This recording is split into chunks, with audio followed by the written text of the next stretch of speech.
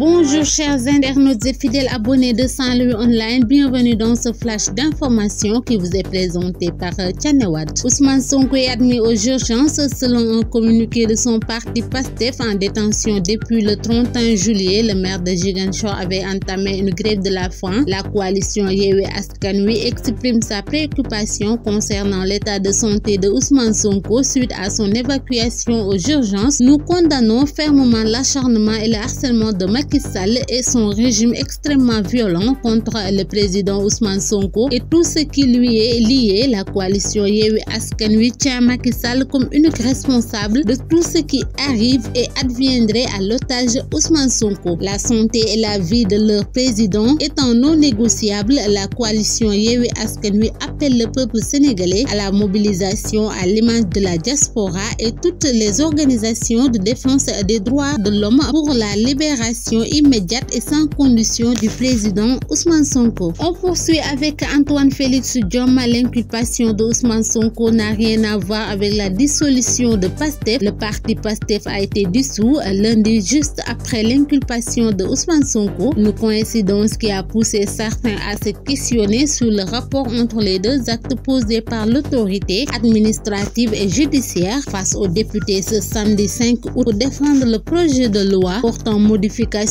du code électoral. Antoine Diome a précisé que Ousmane Sonko bénéficie toujours d'une présomption d'innocence. Le fait est qu'un parti politique est une association régie par des règles bien définies. Antoine Diome a par ailleurs précisé que les modifications apportées par l'ex-parti PASTEF à ses statuts ont été refusées par son ministère. On termine avec Maître Juan Branco qui refuse de s'alimenter, arrêté en Mauritanie et écroué à Rebeuss. Selon Maître Ciré Clédor Ly, le confrère Juan Branco, membre du collectif de défense de Monsieur Ousmane Sonko, le principal opposant du parti au pouvoir au Sénégal, a été arrêté et déposé après minuit passé à la maison d'arrêt et de correction de Rebeuss en quelques encablures du palais de justice de Dakar. Il était attendu à la division des investigations criminelles par deux confrères, Maître Abdinar Ndiaye et Ciré Clédor Ly, pour l'assister et surveiller la procédure et relever les irrégularités éventuelles. Arrêté sur la base d'un mandat d'arrêt international, il aurait été selon lui kidnappé depuis hier nuit sur le territoire mauritanien à près de 100 km de la capitale Nouakchott par des hommes en cagoule sans aucun signe distinctif et qui l'ont blessé au poignet. Il a refusé de boire et de s'alimenter depuis qu'il a été entre les mains des individus qui l'avaient pris et toujours selon lui en réaction au procédé illégal utilisé pour le ramener sur le territoire sénégalais. Il a aussi décidé de garder le silence et de n'autoriser aucune personne à l'assister, aussi bien durant la phase procédurale de notification du mandat d'arrêt que devant le juge d'instruction du deuxième cabinet du tribunal de grande instance hors classe de Dakar qui a ouvert une information judiciaire. Le juge d'instruction a visé 4 infractions que sont l'attentat, article 72 du code pénal, complot, article 73 du code pénal, diffusion de fausses nouvelles, article 255 du code pénal et pour finir,